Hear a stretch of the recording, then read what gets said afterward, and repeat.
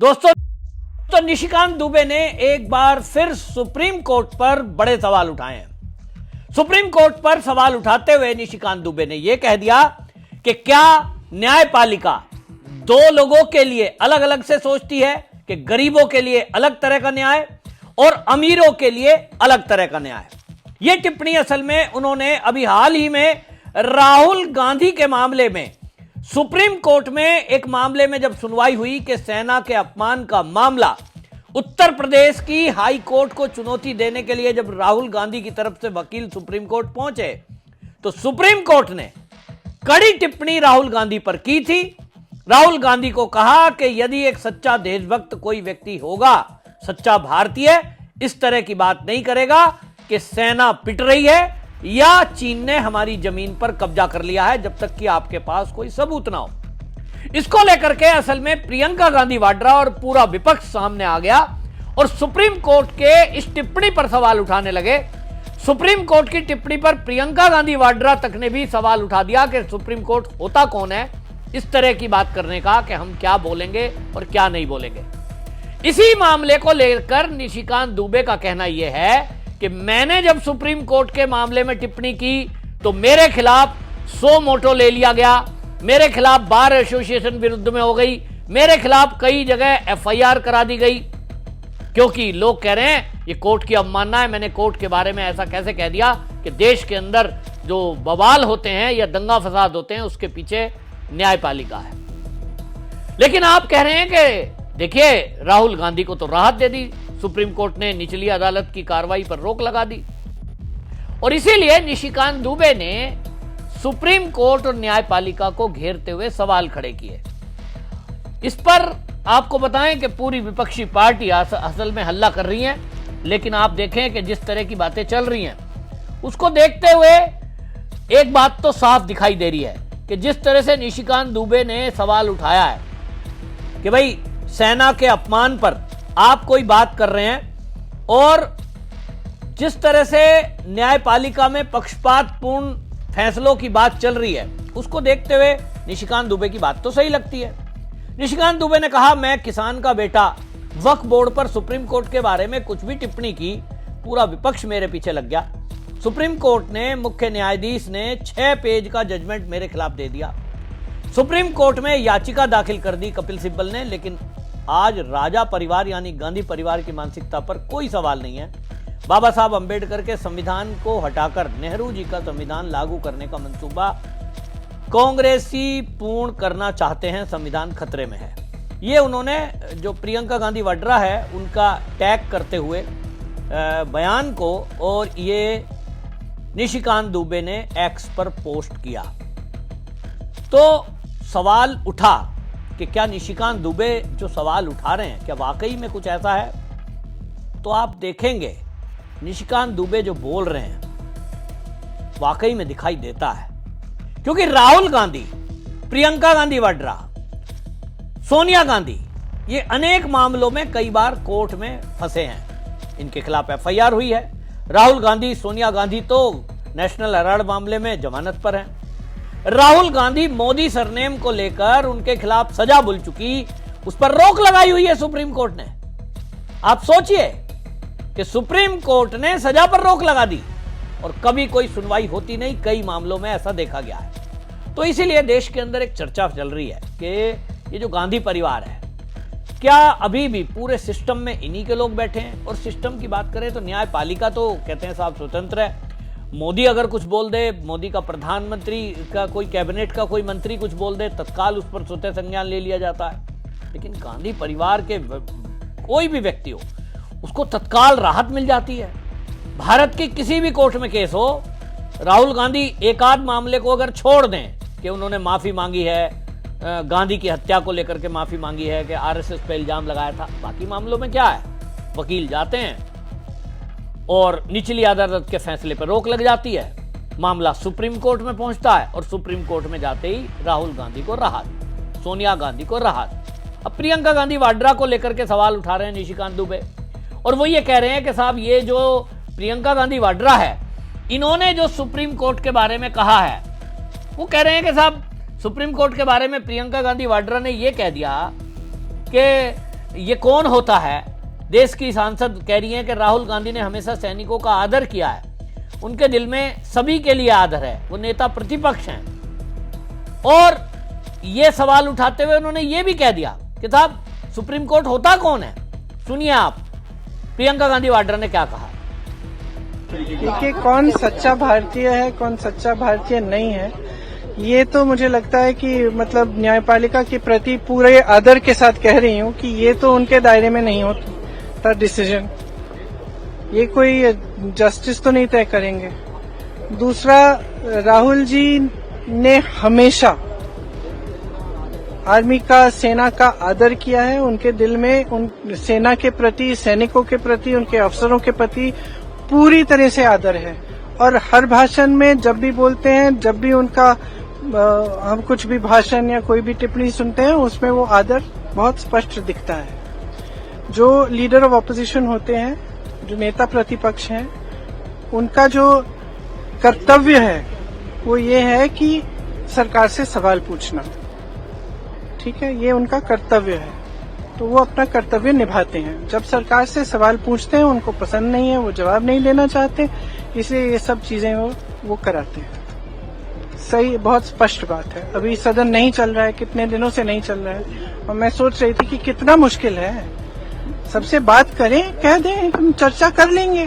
कितना मुश्किल है सदन को चलाना। क्या इतने दुर्बल हो गए कि इनसे सदन ही नहीं चल रहा है अब, कि रोज हमको ये करना पड़ रहा है क्योंकि एक बात पे चर्चा नहीं करना चाहते? क्यों नहीं कर सकते चर्चा? ऐसा यार पूरे देश भर में करा रहे हैं, पूरे देश भर का मुद्दा है, बात करिए। आपने सिंदूर पे चर्चा की, तो इस पे भी चर्चा करिए। देश को सुनने दीजिए, हमारा पक्ष भी है, उनका पक्ष भी है, तो इसमें घबराहट क्या है? तो ये तो इनकी दुर्बलता है कि सदन ही नहीं चला पा रहे। सुना आपने, प्रियंका गांधी वाड्रा राहुल गांधी का पक्ष ले रही हैं और इन्होंने मीडिया से बात करते हुए यह तक कह दिया कि सुप्रीम कोर्ट होता कौन है। क्या यह कोर्ट की अवमानना नहीं है? जब कोर्ट एक टिप्पणी कर रहा है, हालांकि फैसला नहीं है, फैसले में तो अभी सुनवाई होगी, 3 हफ्ते का समय दिया गया है, लेकिन आप सोचिए कि राहुल गांधी हो या प्रियंका गांधी हो, कुछ भी बोल देते हैं और सुप्रीम कोर्ट इनके खिलाफ कोई कार्रवाई नहीं करता, तो मुद्दा उठता है। और इसीलिए निशिकांत दुबे जो कह रहे हैं कि वाकई में ये देश की जो न्यायपालिका है, क्या उसका नजरिया अमीर और गरीब को देखकर होता है, पहुंच वाले और साधारण को देखकर होता है? कोई आपकी पहुंच ज्यादा है, आप पैसे वाले ज्यादा हैं, तो क्या इस तरह से होता है? मेरे विचार से तो नहीं होता है, लेकिन निशिकांत दुबे बीजेपी के सांसद हैं और उन्होंने न्यायपालिका को लेकर के पहले भी कुछ बातें कही हैं। और न्यायपालिका का विषय जो हमारे पूर्व उपराष्ट्रपति जगदीप धनखड़ रहे हैं, उन्होंने कई प्रहार ऐसे किए कि देखिए, संसद बड़ी है या कोर्ट बड़ी है। जिस तरह से राष्ट्रपति जी को निर्देशित करता है कोर्ट, उस पर सवाल उठे थे। अगर मैं राहुल गांधी की ही बात करूं तो ऐसे अनेक मामले हैं जिसमें राहुल गांधी को अभी तक जेल में जाना चाहिए था, लेकिन वो जेल नहीं गए। फिलहाल वाला मामला 25 अगस्त 2022 का भारत जोड़ो यात्रा का है, जब उन्होंने ये कह दिया था कि 2000 वर्ग किलोमीटर जमीन जो है चीन ने कब्जा रखी है। अब ये झूठ है।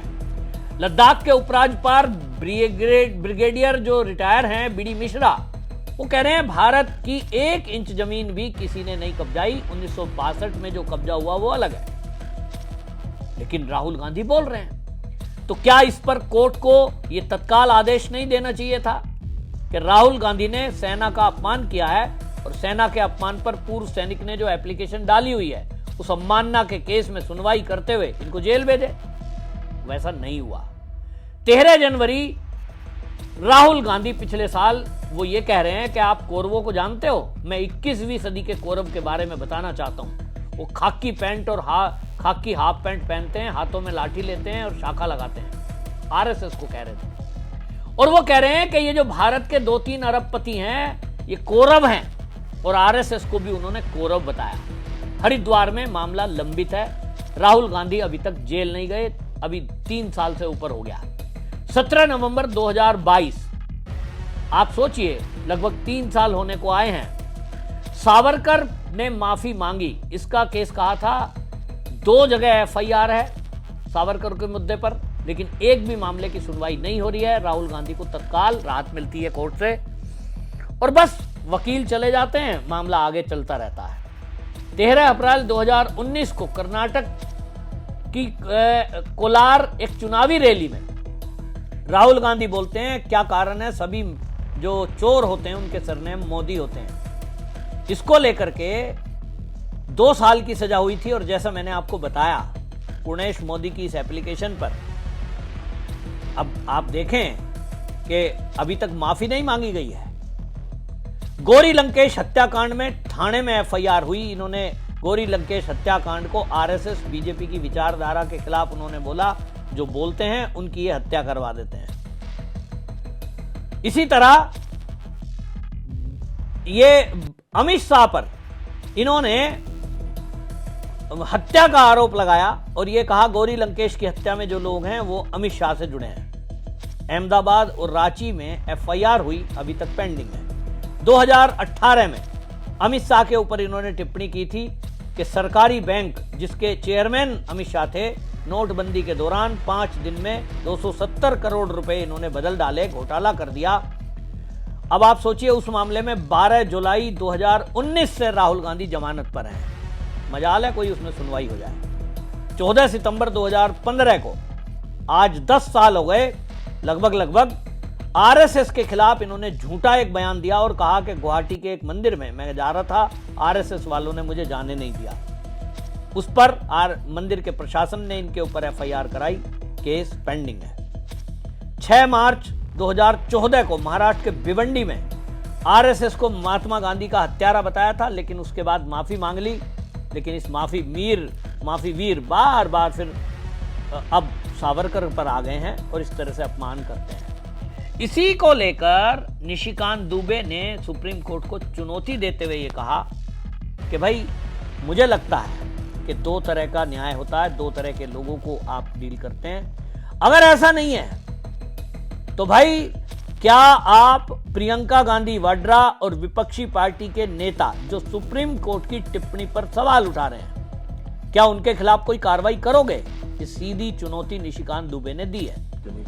आप कैसे देखते हैं? सरकार ने तो कुछ नहीं कहा ना, माननीय सर्वोच्च न्यायालय ने कहा। सर्वोच्च न्यायालय ने क्या कहा कि आप लीडर ऑफ द अपोजिशन हैं और देश की सुरक्षा के बारे में कोई बात यदि कह रहे हैं कि चाइना ने 2000 किलोमीटर जो है जगह ले लिया, तो उसका कोई प्रमाण तो होना चाहिए ना। आपके पास एक फोरम है पार्लियामेंट, वहां बोलिए। आपको बाहर बोलने की क्या आवश्यकता है? ये तो देशद्रोह है। इस तरह का स्टेटमेंट जो है देशद्रोह है। लेकिन उसमें जो सबसे इंपॉर्टेंट है कि वक्फ पर इसी तरह का सुप्रीम कोर्ट में बहस चल रहा था। मालिया चक से, कालिया चक से, मालदा से, मुर्शिदाबाद से लोग भागकर जो है वहां दंगा हो गया था। वहां से लोग भागकर मेरे यहां आ रहे थे और मैंने ये कहा कि सुप्रीम कोर्ट जो ये टिप्पणी कर रहा है, इससे जो है पार्लियामेंट के दिए बनाए हुए कानून पर जो है असर पड़ रहा है। इतना ही बात मैंने कहा। इसके ऊपर पूरी दुनिया में ह्यू एंड क्राई हो गया। आप ये समझिए कि ऐसा हो गया जैसे लगा कि संविधान खतरे में आ गया, मैंने अलग कह दिया।